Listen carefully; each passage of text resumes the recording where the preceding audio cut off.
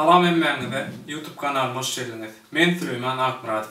Bugün size Erasmus programmasyny düşündirmekçi, bu programma näme we buňa gatnaşmak üçin haýsy ýollardan geçmeli, şolary giňişleýin köp wagtyňyzy alman goýup düşündirmekçi. Wagt aýryp bu videony görýäniňiz üçin köp sag bolun. Erasmus Ýewropa Birligi tarapyndan alınıp barılan üniversitet okuwçylarynyň üniversitet okap ýörkä Ýewropa döwletlerine okumany ýa-da iş tecrübesi kazanmak için praktik etme mümkünçülüğünü öğreten programlardan biri. Üniversitede okap ýörken şu Erasmus programmasından peýdalanıp bilýäňiz. Men şu wagt Litwiýanyň Marijampol şäherine Erasmus praktikam etdim. Özüm şu ýyl Sakarya Üniversitetine uçurum boldum. 10 sekund ýa-da gitdiňiz üniversitet okuwçylary gatnaşyp bilýär diýenler. Ýöne men şu wagt üniversitet okuwçy we bu nädip bolýar? Üniversitede dynyň mejbut Erasmus edip berdi. Bu nädip bolýar? Köp kişi inanýar, üniversitede dynyň Erasmus edip bordy diýe inanmaýanlar üçin ine diplomum Sakarya Üniversitetine uçurum boldum. Bu Erasmus programmasyna uçurum bolsaňyz gatnaşyp bilýäňiz diýene, uçurum bolmakaňyz esasy şu düzetmeli dokument işlerini oňorsaňyz gatnaşyp bolýar. Eger siz üniversiteden uçurum bolup uçurumdan soň Erasmus programmasyna gatnaşmak isleýän bolsaňyz, videonyň soňuna çenini görseňiz, peýdaly maglumatlary öwrenip, şu mümkinçilikden peýdalanyp bilersiňiz diýip umyt etýän.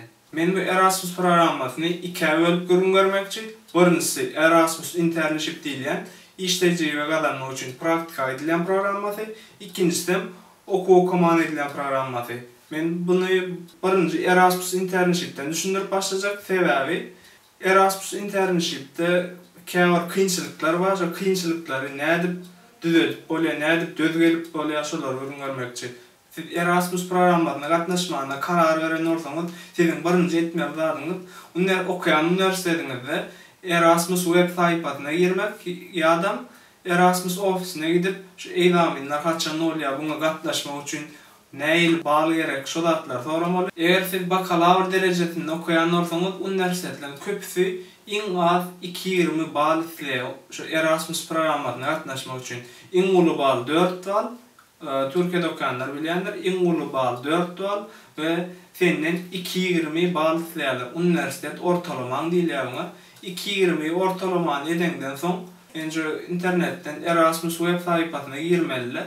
Erasmus eýzaminleriniň haçan bolýandygyny bilmeli. Esasy Erasmus eýzaminleri 2-nji semestriň başlaýan wagtlaryna bolýar. Köp üniversitetde ýylda 3 gedek etýärler, köp üniversitet ýylda 1 gedek etýär. Meselem Sakarya Üniversiteti ýylda 3 gedek taýin etýär. 1-nji semestriň başyna, 2-nji semestriň başyna we tomuzam etýär. Siz bu Erasmus programmasy bilen Ýewropaga gideňizde stipendiýa alýaňyz. Gitdiň döwletiňizde görä ýetgäp durýar stipendiýalar. Praktika etýänler, okuw etýänlerden 100 euro köp pul alýar. Näştaýda görýän bolsaňyz, haýsy döwlet etjek bolsaň stipendiýalary 2 san gruppa, A gruppa bilen B gruppa. A grupda iň ösen Ýewropa döwletleri bar, olara eger okumany etýän bolsaňyz 500 euro alýaňyz stipendiýaňyz bolýar. Eger praktik etmän etýän bolsaňyz 600 euro alýaňyz. B grupdakylar bolsa okumany etýänler 300 alýar, praktik etmän etýänler hem 400 euro alýar. Ýani praktika gitmeň bir pozitiv taraby bar. Eger siziň şu 220 ortalamaňyz bar bolsa we şu 2-nji semestriň başyna Erasmus eýzaminine giren bolsaňyz, şu ingliz dilinden eýzaminine giren bolsaňyz, eger siz praktika etjek bolýan bolsaňyz, eýzaminlerde meselem Sakarya Üniversitetinde iň az 40 bal almaly. Eger okuwny etjek bolýan bolsaňyz, iň az 60 bal almaly. Bu ingliz dili eýzaminiň ballary üniversitede görä ýetgäp durýar. Praktika etýänlere gaty uly derejede ingliz dili soranaklar, ingliz dili bilenoklar. Ýöne B2 derejesinde inglizçe bolmalylar. Ine eýzamine giren soň almaly balyň alan bolsaň saňa hat gelýär, mail gelýär. Plany şu çyslo çenli iň az 2 ay we iň köp 12 ay Ýewropa döwletleriniň birinde öz uruňyz boýunça stipendiýaly praktik etme mümkinçiligini gazandyňyz diýip hat gelýär. Ana şu hat gelenden soň siz şu indi firma praktik eder, firma ödülär başlaýarmaly. Erasmus praktikasyny gazanandan 70-60% bu mümkünçülükten peydalar. Yanaklar çünkü Erasmus praktikalarına geçmek kıyınçılık nerede? İkinci tap burada. Şu Avrupa devletlerine praktik edere firmanın özünü tapmalı, üniversitetin size ettiğin yekece kömeği var, olum size stipendiye veriyor. Stipendiyeden aşkı 2 yıl kömeği eden Erasmus praktikasını kazananlar. Size ne opşi tapıp veriyor, size ne praktik edere firma tapıp veriyor. Hem de sizin öz boynunuzu praktik edecek yerin özünü tapmalı, kalacak yerin özünü tapmalı. Ve köp kişi şu edilme zatları yerine getirip bilmenliği sebeple şu mümkünçülüklerini yitiriyorlar. Mesela ben şu Erasmus praktikası için birden firmalara dokument tavşırdım. Yani neyse ayım harcadım da şu praktik edere firma tapmak için sabaklanma, tayinlanman vaatımın şulu iş ayırıyordum ve sonunda o yerden kabul aldım, priklaşeni. Ve şu vaat bir üniversitede praktik edip ben ve şutayda hoşalmen. Men şu Erasmus praktikası için ayrıca video tayinlap verecek nasip bolsa şu Erasmus'a geçecek olanda, praktikana geçecek olanda firmalar ne edip taylamalı, ne edip priklaşeni almalı, şolar var da o videodan tayinlanacak. Erasmus praktikası yine şunyalı Avrupa devletlerinde iş tecrübesi kazanmak için praktik etmeye delip bilýän. Uçurum olup gidecek olayanlar ne etmeli? Mesela men Erasmus egzaminine 3. kursa giripdim. 3. kursa giremden soň bana hat gelipdi, mail. Süleyman Akmuradov 2017 ýylda girdim. Bana gelen mail e-poçtadan şu ýazýardy. Süleyman Akmuradov 2019 ýylyň 31 maýyna çenli iň az 2 ay we iň köp 12 ay praktik etme mümkünçülüğiniz var diýip hat geldi. Men şunu şu praktikany 3. kurs diýnanna 4. kurs bilen 3. kursyň arasynda kanikulla gidip bilerdim ýöne gitmedim. Çünki eger giden olsam diňe 4 ay ýa-da 3 aylyk galyp bilýärdim. Men atyrda isleýän zadym üniversitede diýnamdan soň uzak wagtlaryň gideýinip şoň üçin üniversiteden soňuna aýyrdym. Egzamine gireňiz soň 2 ýyl möhlet var şu programman ulanma möhletine da Erasmus praktikasynda. Ve üniversitede diýinjek ýylym 4. kursta firma aýarladym. Firma diýen praktik edere yerim tapdym we uçurum bolmakan bar dokument işlerini düzedip uçurum boldum, diplomaly gaýtdym. Indi men size Erasmus'un okuw edilýän programasyny göründirmekçi üniversitede okap ýörken bu programa gatnaşmak üçin iň az 2 semestr öz okuyan üniversitede okan bolmaly. Çünki 3. semestrden aşağı gidip bilýän. Siz Avrupa devletlerine hiç ýyl pul tölemen bir semestrliğine ýa-da 2 semestrliğine okumany edip bilýän. Bu programma üniversitede okuwçylarynyň Avrupa devletleri arasında üniversitelerin arasında okuwçy alış-çalış programmasy. Erasmus'a zawaşyny okuyanlar gatnaşyp bilýän, yani zawaşyny ortaň bolan. Buňa gatnaşmak üçin bakalavr okuyanlar 2.20 ortalamasy bolmaly, eger magistratura okuyanlar bolsa 2.50 üniversitede ortalamaňyz bolmaly. Yine bu üniversitede öğrenip gap duruyor. Yani ağla üniversitelerin köpüsü şunu ortalama mesela 2.20 bilen 2.50, bakalavr 2.20, magistratura 2.50. Erasmus'un okuw edilen programmadan birinci bölümde düşünürşüm yani egzamine girilýän yerine çenli hemmedem şoğur zat yani ilk göçük zat yok.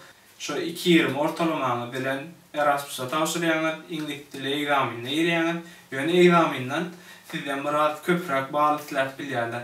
Yani aýdyşym ýaly Sakarya Üniversitetinde okuwna etjek bolýan ortam Erasmus'un iň az 60 bal almaly. Şu 60 bal alandan soň bize hat gelýär. Plany şunu ýaly Erasmus okuwna gitmäne hak kazandyňyz diýip hat gelýär we siz isleýän Avrupa döwletine gidip bilýän bu Erasmus'un okuw programasyna. Ýa-da üniversitetiňiz we fakultetiňiz Awropadaky haýsy döwletler bilen dagawar we haýsy üniversitetler bilen baglanyşy bar bolsa, şol üniversitetlere gidip bilýän. Meselem, men ykdysadyýat bölümini okan soň, men bölümimden Polşa, Italiýa, Bolgariýa, başga ýer bardy, Polşa, Italiýa, Bolgariýa. Ýene bir döwletler bar, ýani köp döwlete gidip bilýän. Bu bölümden bölümüň öýräýip gap durýar. Şu Ýewropaga gitjek bolýan üniversiteden her üniversitet sanaýmaly okuwçy alýar. Meselem, İtalya'nın Milan Üniversitesi'ne gidecek olsan Milan Üniversitesi, Sakarya Üniversitesi'ne iktisadi okuyanlardan dine 3 okuwçu ýaly olsa, şu Sakarya iktisariyet denen 4 okuwçu tawşyran olsa 3 okuwçu gidip bilýär.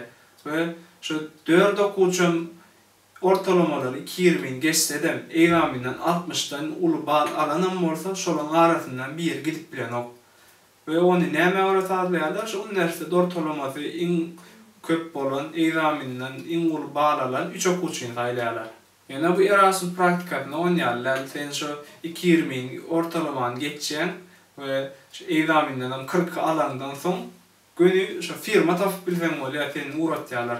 Biram şu Erasmus okuwuna gitjek bolýandan häzir olmalardan birim o gitýän döwletiňizde aljak bolýan sapaklaryň haýsy dille berilýändigini öwrenmelisin. Ýewropada käbir döwletlerde Italiýa, Germaniýa, Ispaniýada käbir sapaklary ingliz diline däl, şo döwletiň öz diline düşündirýärler we siz şu sapak alan ortaňyz we ingliz diline däl bolsa şo sapak we siz şu egzaminden galyp bilersiňiz. Çünki şu dili bilen o sebäbi, o taýyn dilini bilen o, eger bagtyňyz şu molumyň size sapagyň grafyndan ingliz diline düşündirse bolýar.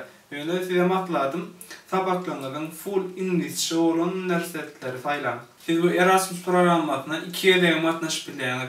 Meselem siz 2-nji kursda 5-6 aýlygyna okumana giden bolsaňyz, siziň ýene 7 ay şu Erasmus'a gatnaşma mümkinçiligiňiz bolýar. Ve ýöne täzeden siz egzamine girmeli bolýaňyz we egzamine gireňizden soň ingliz dili balyňyzy 10 bal azaltýarlar.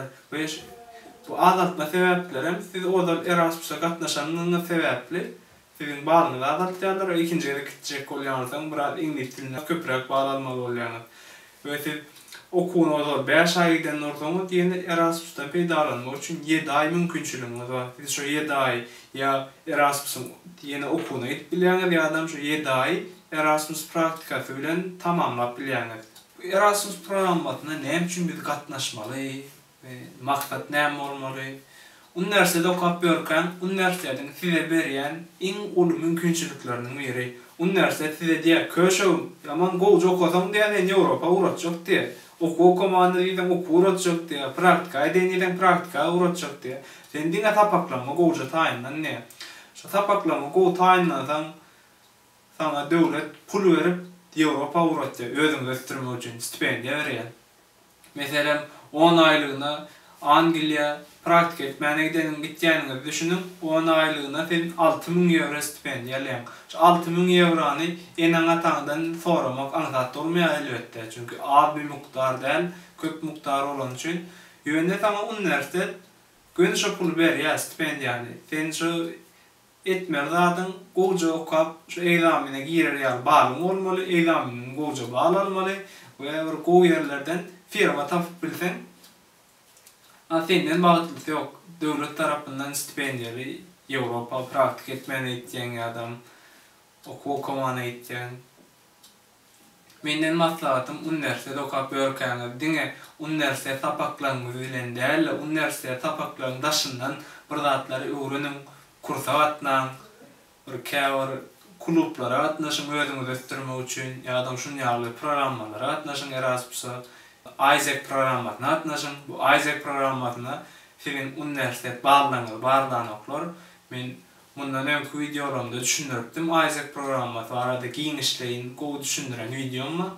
Sizem şo videony görmeňizi maslahat berýän. Eger maňa soralaryňyz bolsa, sosial media ulgamlaryňyz bilen sorap bilerdiňiz. Instagram, Facebook, Gmail hesabym, düşünjeleriňizi aşağı komentaryalara ýazyp bilerdiňiz. Videony halan bolsaňyz like koýmaň, ýatdan çykarmaň. Ve eger kanalymy izlemän bolsaňyz kanalymy izleň we jeýdi maňa gost bolarsyňyz. Ýene nedip bolsa gow videolar taýynap durmak üçin indiki videolum Ýewropa gezelenişleri barada boljak. Çünki ýakynda Ýewropa döwletlerine gezmäne gitjek we şo videolary benim taýyndan wagtym internetde ýüklen wagtym görmek üçin kanalyma goşulyň. Videony göreniniz üçin köp sag bolun, saglyklykda görüşelim.